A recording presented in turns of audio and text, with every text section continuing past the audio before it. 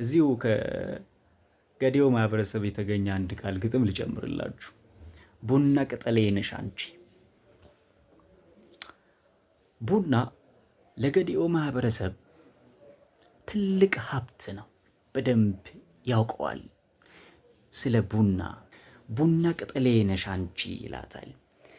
የሚያውቀውን የእሷን ፍቅር በዚያች አካባቢ ላይ እጅግ ገኖ ተወዶ የሚታወቅን ሌላ ተክል፣ ሌላ የቡና ዘር ተጠቅሞ ይገልጻታል።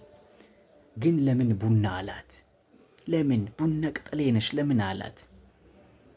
ቡና ምንድን ነው ለገዲኦ ማህበረሰብ ወይም ቡና ለኢትዮጵያ ማህበረሰብ ምንድን ነው?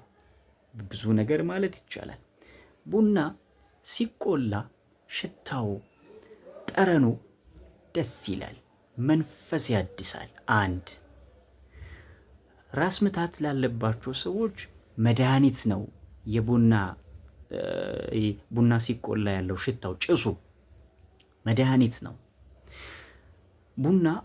የቡና ጭስ ስታሸት መንፈስ ይረካል፣ ሰውነት ይፍታታል፣ ትረጋጋል።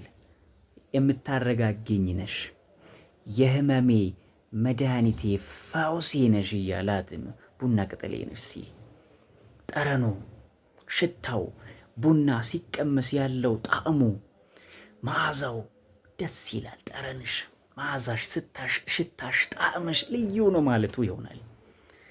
አንድ ቡና ቅጠሌ ነሽ አንቺ ሲል ልጠጣሽ፣ ልዳብስሽ፣ ላሽትሽ፣ ልውቀጥሽ፣ ልጠጣሽ ማለትም ይሆናል። ማህበረሰባችን ግን ይገርማል።